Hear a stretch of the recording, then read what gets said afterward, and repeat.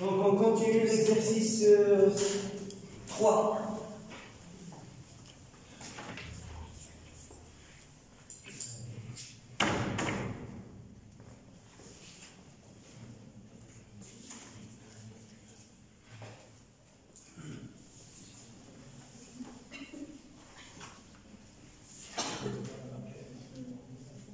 Exercice 3.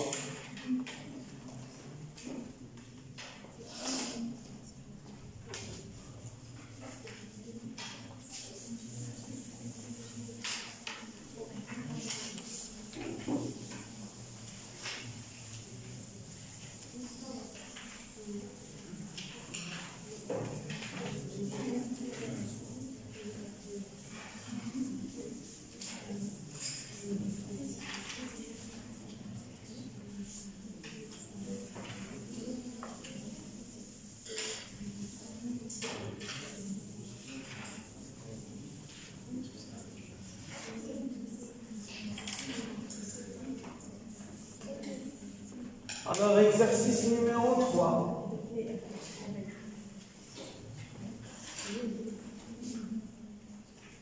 Bobine, je vais dire c'est une bobine enroulée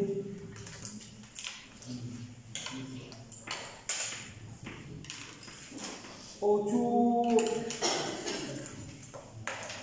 bobine avec un E, enroulée autour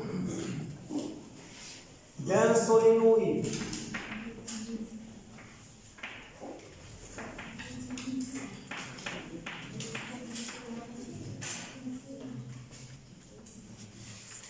Couplage magnétique.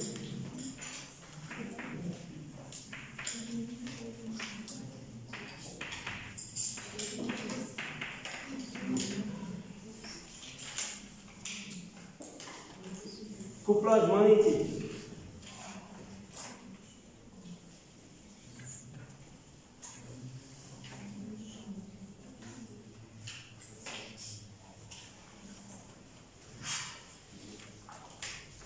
Donc, soit un solénoïde de longueur L. Donc, j'ai un solénoïde.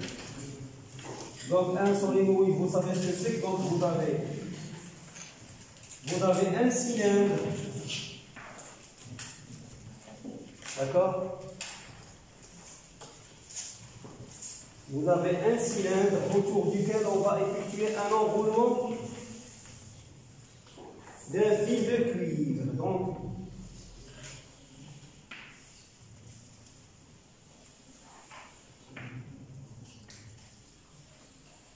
je vais essayer de m'appliquer. Donc, regardez. Donc, j'ai un cylindre. Donc, ça, c'est l'axe du cylindre. Je vais dire que c'est l'axe C. Donc, ici, j'ai, par exemple, ici, j'ai un point O. Et autour du solénoïde, on va réaliser un enroulement d'un fil de cuivre, c'est-à-dire quelque chose comme ça.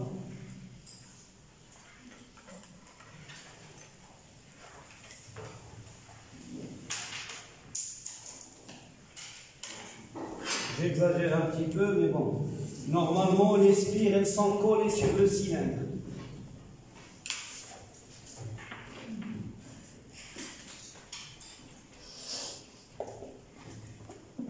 Donc, j'ai ici, à l'intérieur, j'ai des lignes du champ B, ou bien des lignes d'induction magnétique.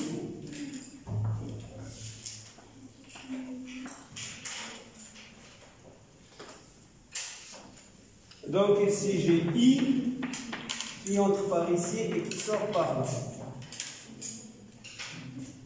Et ça, je vais dire, c'est le rayon R des spires. Ça, c'est la longueur du solénoïde qui est égale à L. R est le rayon du spire, il est égal à R.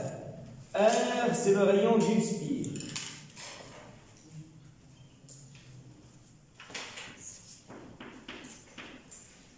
Rayon du spire, il est égal à grand R.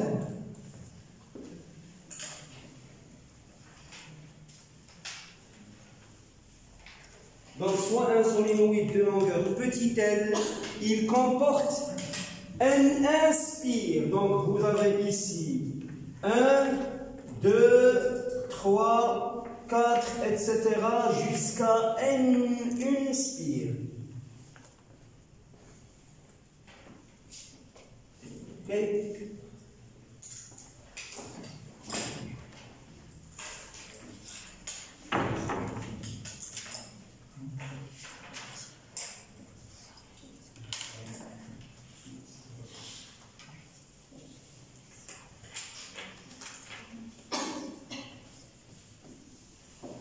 Alors, regardez, lisez le texte.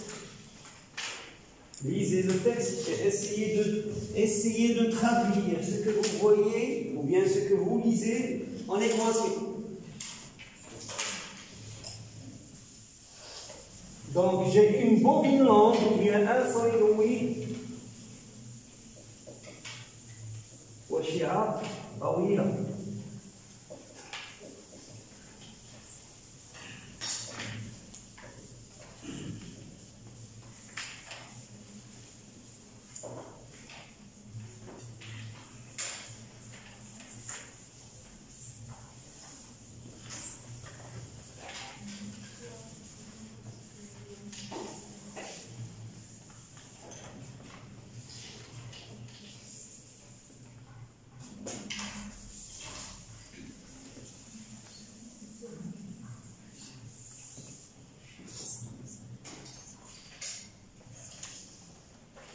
Donc, nous avons une bobine longue ou bien un solénoïde. Alors, quelles sont ses caractéristiques géométriques? De longueur, petit l, de rayon de spire, puisque toutes les spires ont le même rayon. Grand R, alors contenant une spire. Et qu'est-ce qu'on dit? Donc parcouru par I1. Donc on nous dit que la longueur du solénoïde est grande devant le rayon du spire. Ça veut dire que L très grand devant grand R. Alors dans ce cas, qu'est-ce que je peux dire?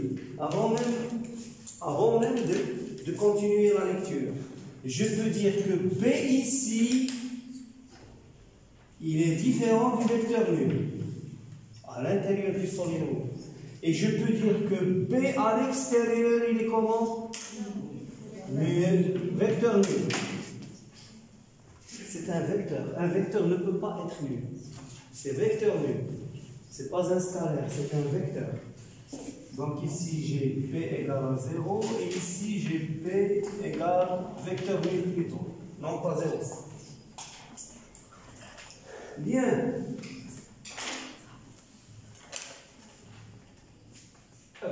P à l'intérieur du solénoïde, il est égal à mu0 petit n, c'est-à-dire le nombre de spires par unité de longueur, c'est-à-dire n1 sur n. Ok? mu0 ni1 EZ, non pas ETA. EZ. Il n'y a pas de EZ. Donc ça, c'est P à l'intérieur.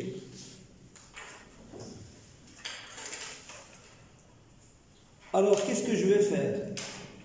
je vais réaliser ce qu'on appelle l'influence magnétique.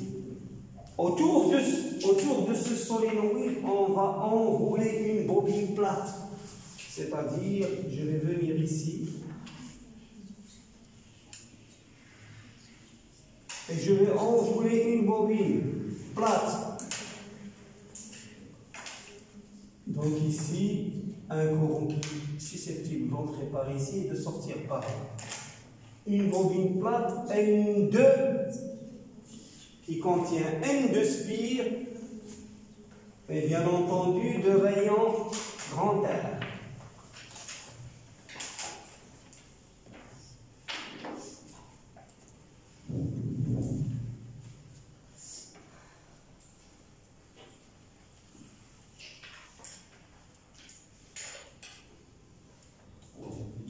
Nous supposons que la longueur petit m, donc ça je l'ai déjà dit, une bobine comportant N de spires circulaires jointives de rayon R est enroulée autour du solénoïde. Donc, la bobine plate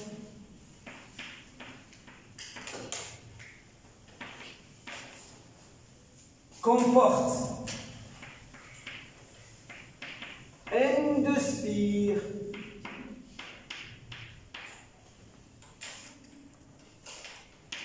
de rayon R.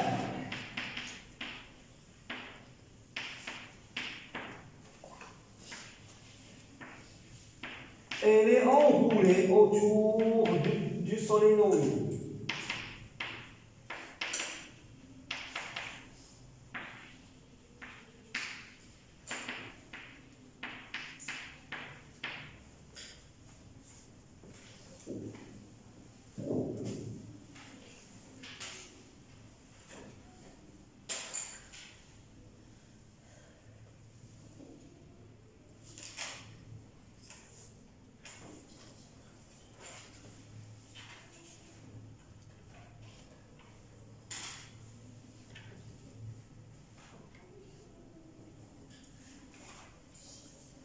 Bien.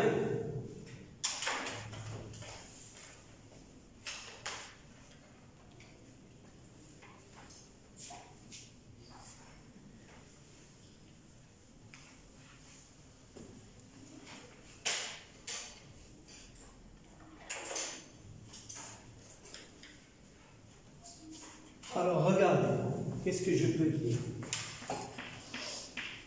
Alors, toutes les lignes du champ B, c'est-à-dire de l'induction magnétique, toutes les lignes du champ B créées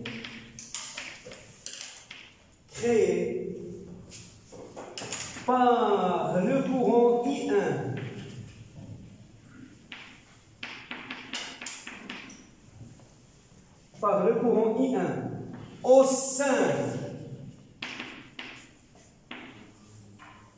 du solénoïde. Alors toutes les lignes du champ B qui sont créées par le courant I1 au sein du solénoïde traversent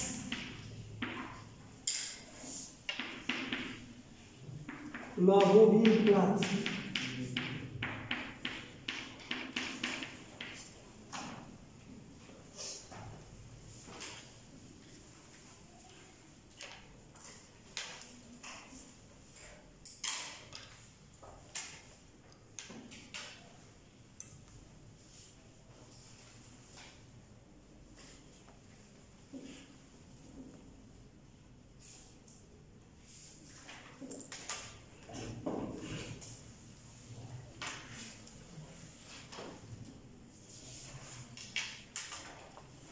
Est-ce que vous avez compris ça?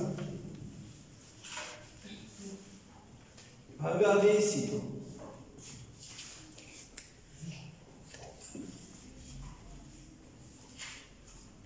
Regardez. Imaginez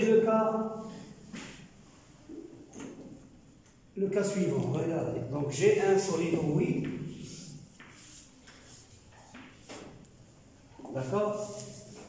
avec une longueur finie, autour duquel je vais réaliser un enroulement. D'accord? Je vais faire circuler un courant à l'intérieur, un courant dans le fil enroulé autour du solénoïde. Donc, ce courant, il va créer des lignes du champ qui vont être comme ça. Alors, vers l'extrémité droite ou bien gauche, les lignes du champ ils vont s'incurver. Pourquoi? Parce que le solénoïde, il est fini. Donc, les lignes du champ ici, elles ne sont pas dirigées suivant l'axe. Mais elles ont une composante qui est suivante le R. Pourquoi? Parce que la longueur est finie. Ça, on l'a vu dans la série numéro 1, je crois. D'accord? Et je vais mettre une bobine plate ici. Très loin. Très loin. Alors, si je me situe très loin du solénoïde, est-ce que la bobine plate, elle va ressentir l'influence du solénoïde? Non. Si la distance est très grande. Pourquoi? Pourquoi? Parce qu'il n'y a pas l'influence. Qui est-ce qui véhicule l'influence? Qui est-ce qui transporte l'influence? L'influence du solénoïde sur la bobine plate, elle est véhiculée par les lignes du champ. Elle est transportée par les lignes du champ. Cette bobine plate, elle est influencée si les lignes du champ entrent à travers la bobine plate. Si les lignes du champ n'entrent pas à travers la bobine, elle n'est pas influencée. Il n'y a pas d'influence. Maintenant, je vais rapprocher la bobine. Alors, si je laisse le solénoïde là où il est, je rapproche la bobine, À un moment donné, est-ce qu'elle va ressentir de l'influence?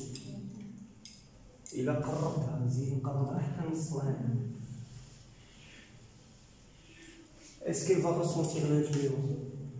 À partir du moment où les lignes du champ entrent dans la bobine, est-ce qu'il y a influence? Oui, il y a influence. Mais la question, est-ce que cette influence est totale ou bien partielle? Pourquoi? Parce qu'il y a des lignes du champ qui font comme ça. Donc, il y a une influence, mais elle n'est pas totale. Pourquoi? Parce qu'il y a des fuites des lignes du champ B. Les lignes du champ B. D'accord? Je vais faire l'analogie. Regardez s'il vous plaît. Je vais faire l'analogie entre deux tuyaux. Un tuyau qui véhicule de l'eau, c'est-à-dire un tuyau avec un débit d'eau. Tuyau ديال الماء. وهنا عندك tuyau خاوي. إلا كانوا بعاد واش الماء غادي يدخل؟ لا، ولكن إلا بدا تقربوا à un moment donné غادي يدخل. ولكن واش غيدخل كله؟ Il y a une partie qui va entrer dans le tuyau et une partie qui va être gaspillée. C'est ce qu'on appelle les fuites. Les fuites d'eau, d'air. Maintenant, je ne veux pas que l'eau exacte. Il va falloir que je réalise un contact. C'est-à-dire, il va falloir que je réalise une influence totale. Si je ne veux pas qu'il y ait de fuite de champ, des lignes du champ magnétique, je veux que l'influence soit totale. À ce moment-là, la bobine plate, je dois la mettre à l'intérieur du solénoïde. Plutôt, je dois mettre le solénoïde à l'intérieur. Dans ce cas, c'est cette situation. Toutes les lignes du champ qui sont créées par le courant I1 dans le conducteur enroulé autour du solénoïde vont traverser la bobine. À ce moment-là, le flux dans la bobine, ça va être, il provient de quoi? Il provient uniquement de l'influence du solénoïde. D'accord? Et ça, c'est très intéressant. Vous ne faites pas ça, c'est-à-dire vous ne touchez pas l'intérêt de phénomènes d'influence magnétique. Mais je vais vous rappeler, je ne sais pas si d'aucuns d'entre vous qui habitent encore dans des maisons où il y a la tension 110.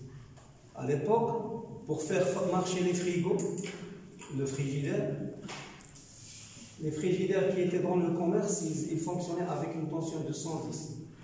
Alors que le secteur, il délivre une tension de 220. Donc on était obligé d'utiliser des transformateurs. Et le transformateur, c'est une bobine avec une deuxième bobine. Sauf que ici, le nombre de spires ici, il est égal par exemple à 2 fois le nombre de spires ici. Et pour réaliser de l'influence, pour qu'il n'y ait pas de fuite des lignes du champ, qu'est-ce qu'on fait? On met un noyau de fer doux à l'intérieur. Donc un noyau de fer doux. Qu'est-ce qu'il va faire ce noyau? Il va confiner les lignes du champ. Ce noyau de fer doux, il va confiner les lignes du champ de telle sorte que la tension, par exemple, si j'ai ici 110, ici j'ai 220 et inversement. D'accord? C'est-à-dire je peux réaliser, avec le phénomène d'influence, on peut réaliser des transformateurs. Et ça, j'en avais un à la maison. Hein. C'est des trucs à cause du noyau de fer doux, c'est des trucs qui sont très très très lourds. Les vieux transformateurs pour les frigidaires et les frigos. Bien. Donc maintenant, qu'est-ce que je vais faire? Donc toutes les lignes du champ créées par le courant I1 au sein du solénoïde traversent la bobine plate. Donc, nous avons une influence totale. Et le mot influence, il est réservé pour l'électrostatique. Pour le magnétisme, on dit couplage. Donc, nous avons un couplage, on dit un couplage parfait. Et un couplage parfait, ça veut dire influence totale. Dans le langage de l'électrostatique. Influence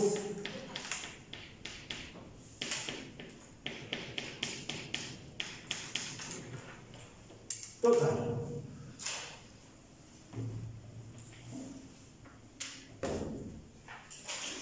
Bien.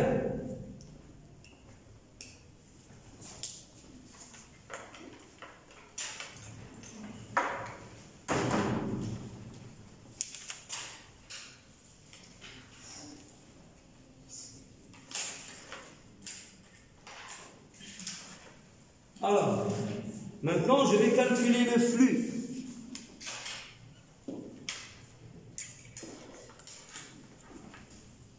Le flux à travers la bobine.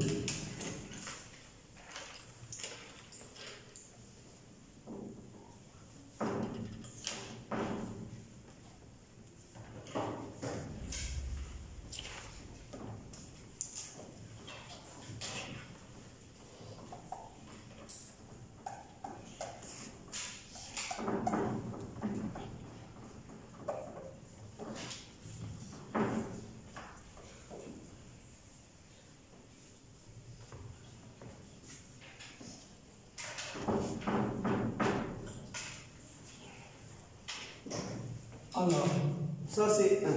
Deuxièmement, alors, flux de B, bien entendu, de B qui est créé, flux, donc je vais l'écrire quand même en majuscule, le flux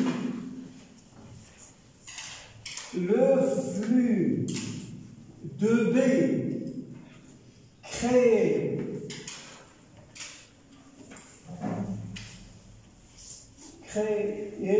par le conducteur par le solénoïde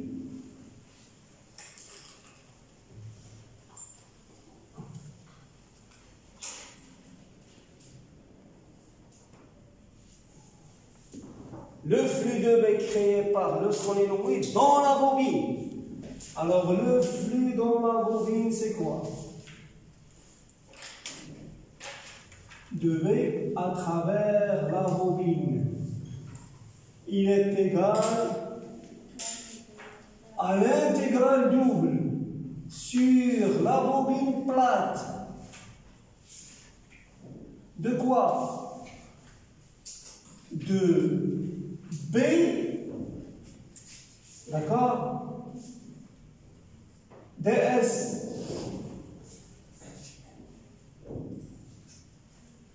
D'accord?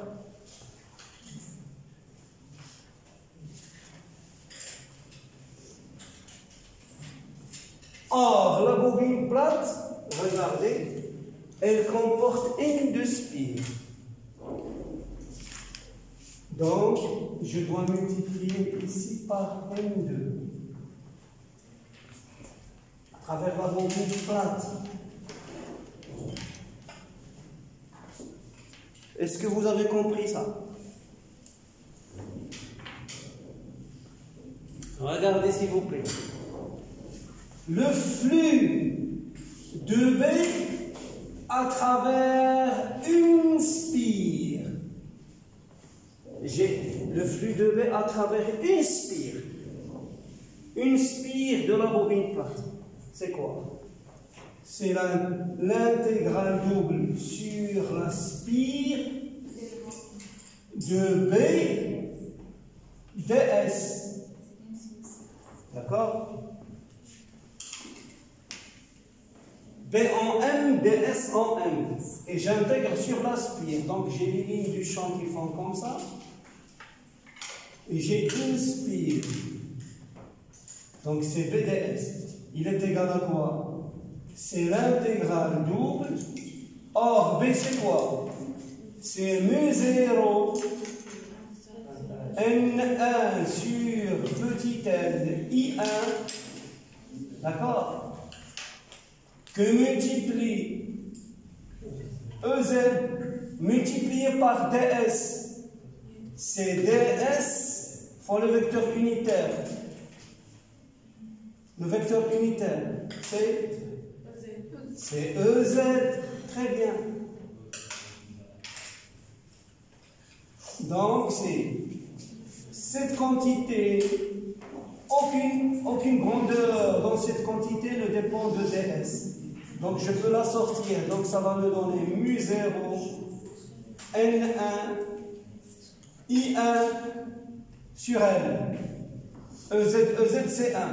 L'intégrale double de DS sur la spire. C'est égal à quoi? C'est mu0 N1 I1 sur L multiplié par l'intégrale double de DS. C'est pi à R carré. Donc ça, c'est le flux à travers une spire de la bobine. Une spire.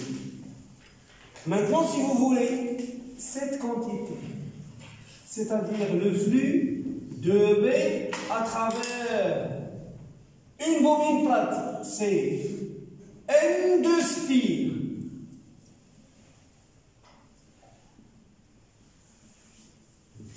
De la bobine plate. Il est égal à quoi? C'est cette quantité que je vais multiplier par N2. C'est-à-dire c'est mu0, N1, N2, I1, pi R carré sur L.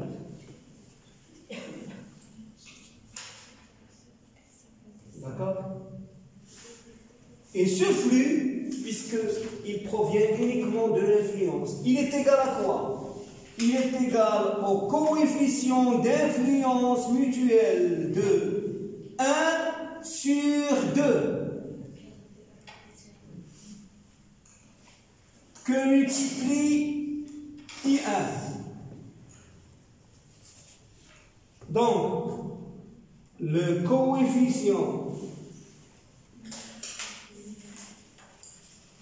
d'influence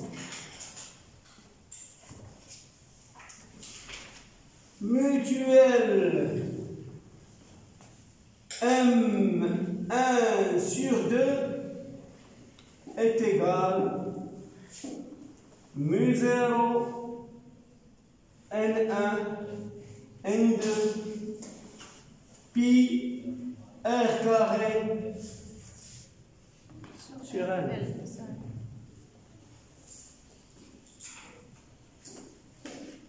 D'accord? Donc ça, c'est le coefficient d'influence mutuelle.